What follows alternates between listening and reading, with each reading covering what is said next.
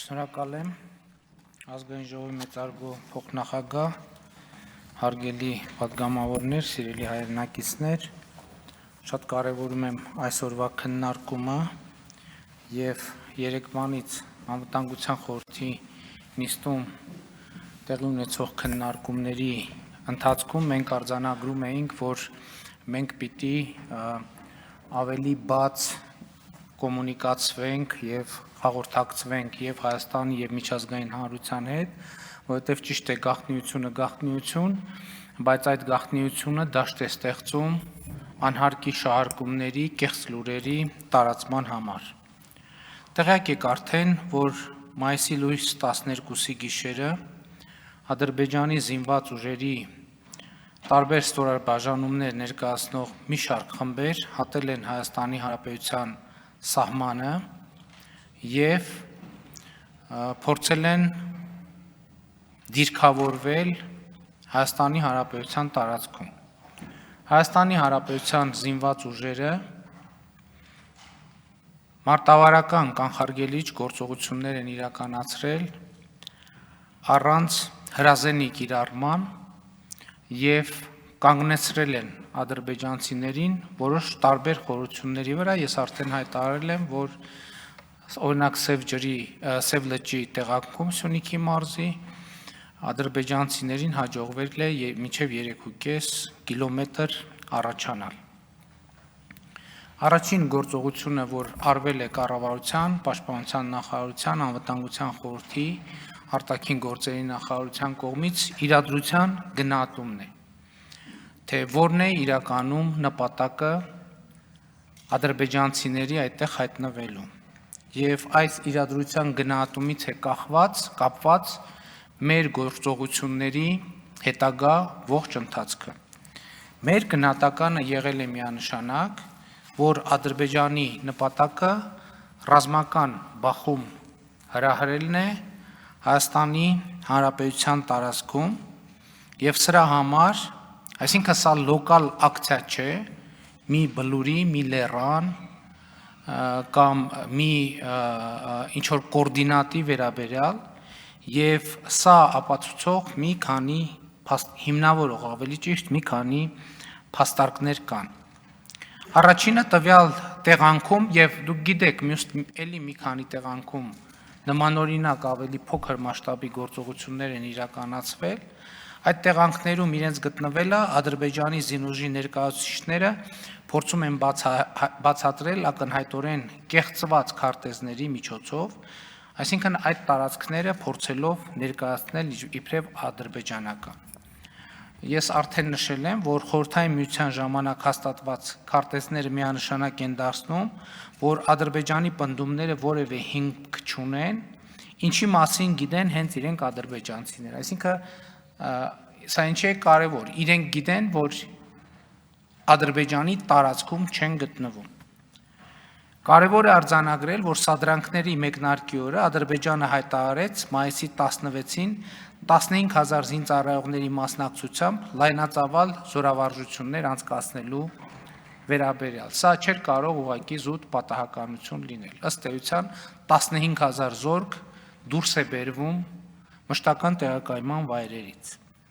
Հաջորդը դեռևս ապրիլի վերջին Ադրբեջանի նախագահ Հայաստանի տարածքային ամբողջականության նկատմամբ բացահայտ սպառնալիքներով հանդես եկավ, ասելով, որ ուժի գործադրմամբ միջանց կբացի Ադրբեջանի եւ Նախիջևանի միջև, ինչպես ինքն է հորդորում Զանգեզուրի միջանցքի տեսքով։ Եվ հաջորդ կարևորագույն փաստարկը, եթե մենք ուշադիր նայենք քարտեզին, մենք կտեսնենք, որ Սև լիճը գտնվում է Հայաստանի Հանրապետության հարավային հատվածի ամենանեղ հատվածում, որտեղ Հայաստանի արևելյան եւ արևմտյան սահմանների միջև հեռավորությունը ամենաքիչն է բոլոր տեղանքներից եւ սա նույնպես կարևոր արձանագրում է։ Ահա այս փաստերի արձանագրման բերումով է, որ մենք վերլուծելով իրավիճակը որոշում ենք կայացրել, գործի դնել Հայաստանի Հանրապետության անվտանգային համակարգի ռազմաքաղաքական մեխանիզմները։ Այսինքն, եթե այստեղ խնդիրը լիներ մի տեղանքի, մի բլուրի վերաբերյալ, Պաշտպանության նախարարը եւ գլխավոր շտաբի պետը զեկուցել են, որ ռազմական այդ առումով որևէ խնդիր չկա եւ Հայաստանի զինված ուժերը ի վիճակի են արագ լուծել տեղային առումով հարցը։ Բայց քանի որ մեր վերլուծությունը ցույց է տվել, որ այստեղ գործ ունենք ըստ ամենայնի մեծ հավանականությամբ ծավալուն ռազմական բախում հրահրելու հետ, որոշում է կայացրվել ոչ թե լոկալ գործողությունների դիմել, այլ գործարկել ռազմաքաղաքական անվտանգության մեխանիզմը։ Ինչու՞։ Որովհետև լոկալ բախման տրամաբանության մեկնարկի պարագայում հետագայում շատ դժվար կլիներ կամ դժվար ոչ թե փաստական առումով դժվար կլիներ, այլ դժվար կլիներ աղմուկի մեջ հիմնավորել ով որտեղ է կանգնել, ով է առաջինը կրակել, ով պիտի որտեղ լիներ եւ այդպես շարունակ։ Այսինքն մեզ համար առաջին կարևոր գործողությունը այս համատեքստում, կրկնում եմ, խնդրում եմ ճիշտ հասկացեք, միայն այն պատճառով, որ մեզ համար ակնհայտ է եղել, որ այստեղ լոկալ խնդիր չի, մեզ համար ամենակարևոր խնդիրը եղել է իրավիճակի հստակ արձանագրումը եւ ապացուցելիությունը հիմնավորելը։ Այս պատճառով գործի է դրվել Հավաքական անվտանգության պայմանագրի վերաբերյալ երկրորդ հոդվածը, որտեղ ասվում է. մասնակից պետությունները միմյանց հետ խորհրդակցելու եւ իրենց շահերը շոշափող միջազգային անվտանգության բոլոր կարևոր հարցերի շուրջ եւ համաձայնության կգան այդ հարցերի վերաբերյալ։ Մեկ կամ մի քանի մասնակից պետությունների անվտանգությանը, տարածքային ամբողջականությանը եւ ինքնիշխանությանը սպառնացող վտանգի կամ միջազգային խաղաղությանն ու անվտանգությանը սպառնացող վտանգի դեպքում մասնակից պետություններն անմիջապես կակտիվացնեն համատեղ խորհրդակցությունների մեխանիզմը իրենց դիրքորոշումները համակարգելու եւ ծագած սպառնալիքը վերացնելու նպատակով միջոցներ ձեռնարկելու համար։ Երեկ երեկոյան անվտանգության խորհրդի նիստում ես երեկոյան ժամը 7-ին հանձնարարական եմ տվել անվտանգության խորհրդի քարտուղարին, արտաքին գործերի նախարարին, պաշտպանության նախարարին գործարկել հավաքական անվտանգության պայմանագրով նախատեսված մեխանիզմները։ Երեկ երեկոյան ժամը 7-ին։ Երեկ երեկոյան մինչև կեսգիշերն անց փաստաթղթերը պատրաստվել են անհրաժեշտ, այսօր վաղ առավոտյան ուղարկվել են, ընթացք է տրվել, արդեն միջազգային ընթացք է տրվել եւ կեսօրից հետո բոլոր փաստաթղթերը մուտք են արվել համապատասխան եւ հասցվել են հասցեատերերի։ Ես ուզում եմ արձանագրել, որ գործընթացը նախատեսում է հետեւյալը, որ առաջինը նամակը պետք է ուղղվի հավաքական անվտանգության պայմանագրի կազմակերպության խորհրդի նախագահողին, տվյալ դեպքում նախագահողը Տաջիկստանի նախագահ Էմոմալի Ռահմոնն է եւ ընթացակարգի առաջին գործողությունը նրան նամակով դիմելն է, որից հետո առաջիկա օրերին պետք է գործարկվի համատեղ կոնսուլտացիաների մեխանիզմը եւ ձևավորվեն համատեղ գործողությունների առաջարկ համաձայն ՀԱՊԿ 2010 թվականի դեկտեմբերի 10-ի ճգնաժամային իրավիճակներին արձագանքման կանոնակարգի։ Անվտանգության խորհրդի քարտուղարը ավելի մանրամասն կներկայացնի, թե ինչ ընթացակարգեր եւ հնարավոր որոշումներ կարող են կայացվել այստեղ։ Ես ուզում եմ ընդգծել երկու կետերից մեկով իհարկե հավաքական անվտանգության պայմանագրի առաջնահերթություն է ստեղծված իրավիճակը, ճգնաժամային կամ նախաճգնաժամային իրավիճակը հանգուցալուծել քաղաքական եղանակներով, բայց այստեղ նախատեսված է նաև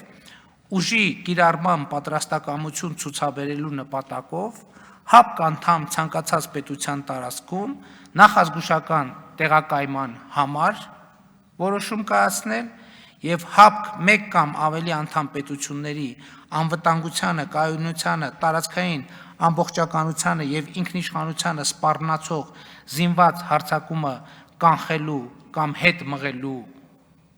ուղղված գործողությունների իրականացում։ Այսինքն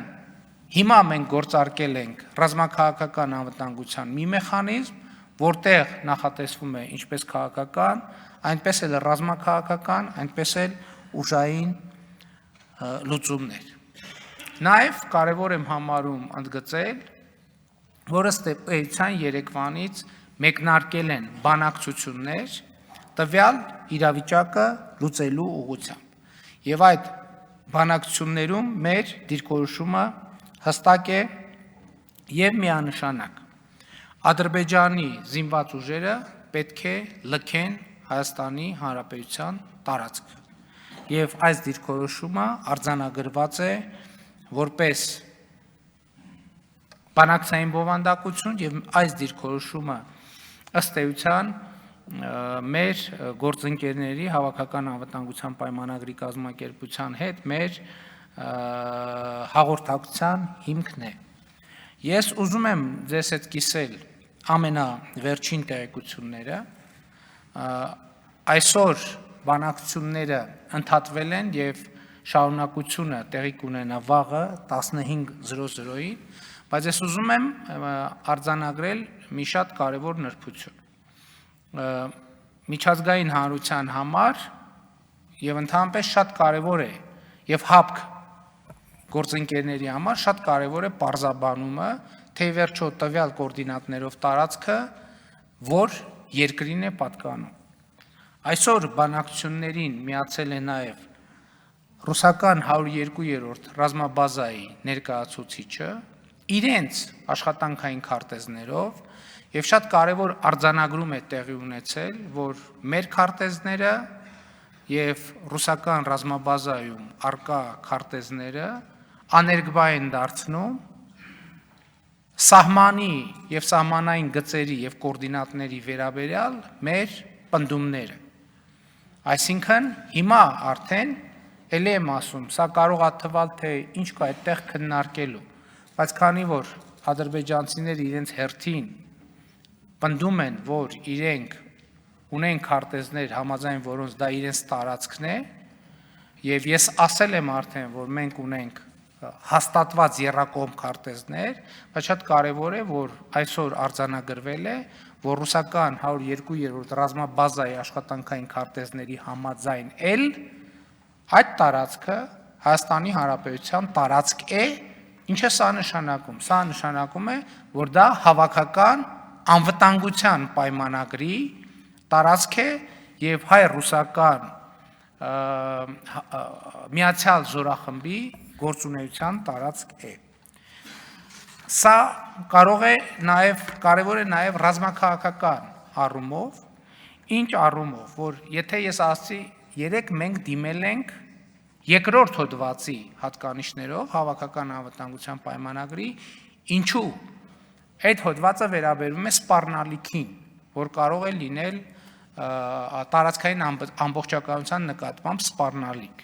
Ինչու ենք երեք այդպես դիմել, որովհետև մենք հասկացել ենք, որ մեր գործընկերներին պետք է ներկայացնենք հիմնավորումներ, որ դա հատկապես մեր տարածքն է։ Այսօր դա տեղի է ունեցել, այդ հիմնավորումը կայացել է, ինչը նշանակում է,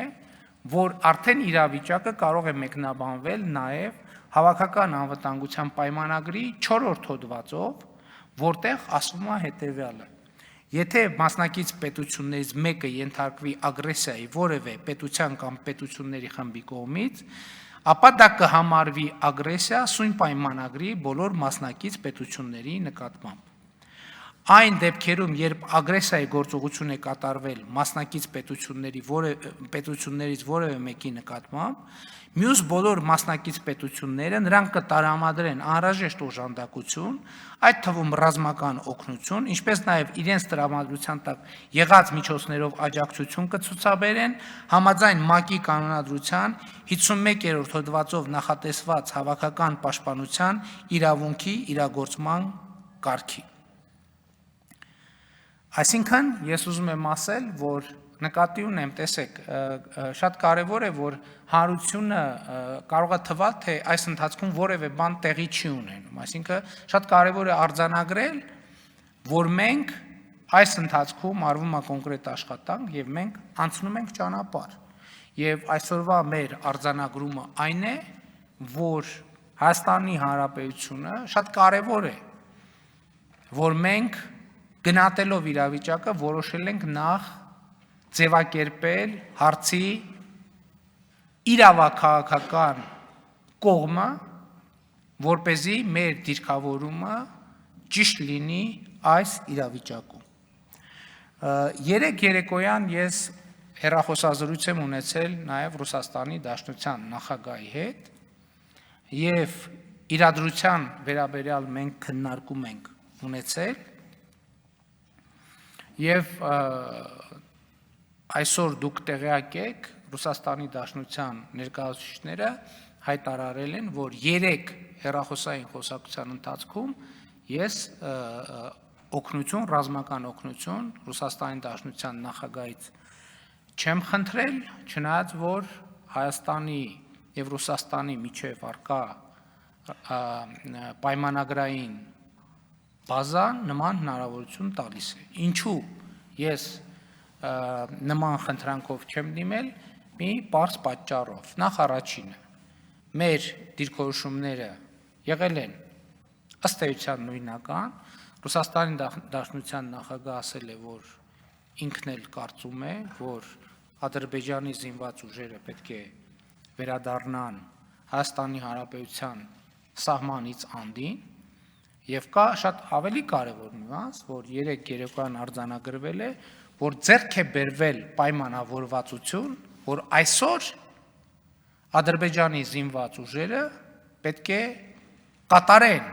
այդ գործողությունը, այսինքն հեռանան Հայաստանի սահմանից անդին, այսինքն լքեն են տարածքները, որոնք պետք է իրենք լքեն։ Ես ուզում եմ ասել, որ վերջին օրվա ընթացքում, այսինքն երեկվանից մինչև այսօր, այդ պայմանավորվածությունը կատարվել է մասամբ, այսինքն կան տեղեր, կան կետեր, որտեղ Ադրբեջանի զինված ուժերը լքել են, բայց քանի որ պայմանավորվածությունը չի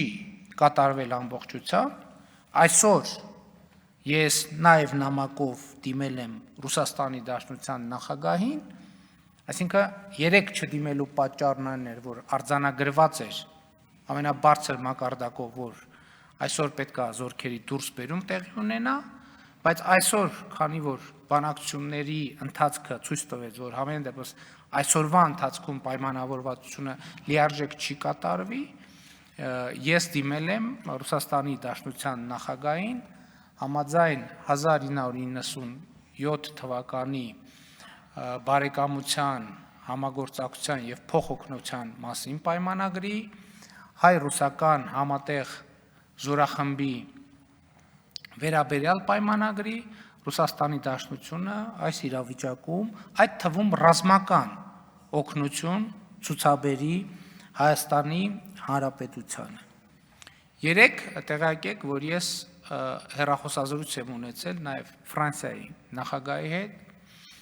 Ֆրանսիայի նախագահի դիրքորոշումը նույնպես եղել է միանշանակ, ավելին Ֆրանսիայի նախագահը հայտարարել է, ասել է, որ ինքը դիտարկում է հարցի ներառումը, հարցի տեղափոխումը Միացյալ Ազգերի կազմակերպության անվտանգության խորհուրդ եւ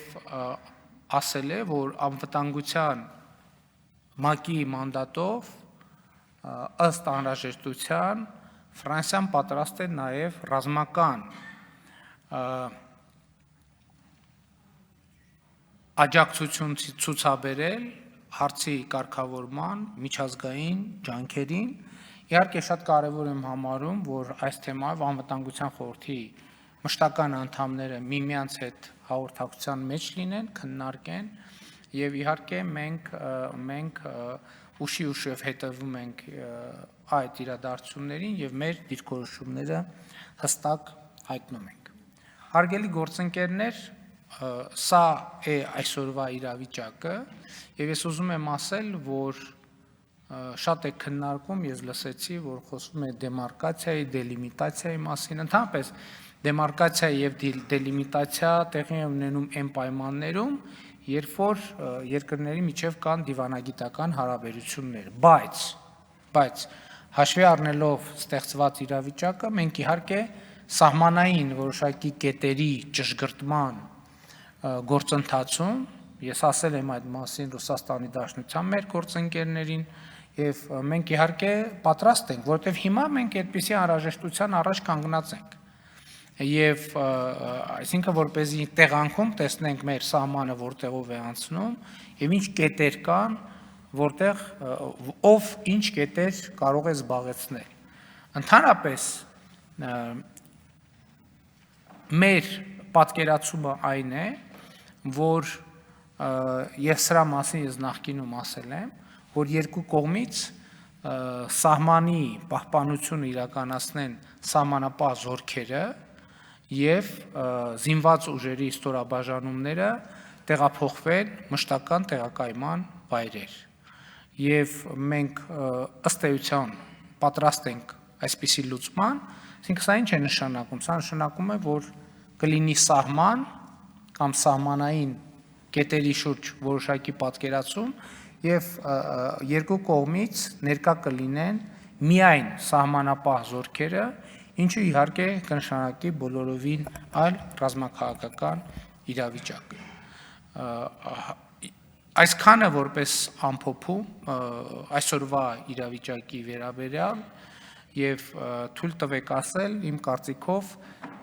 գործարկված են այնպիսի մեխանիզմներ,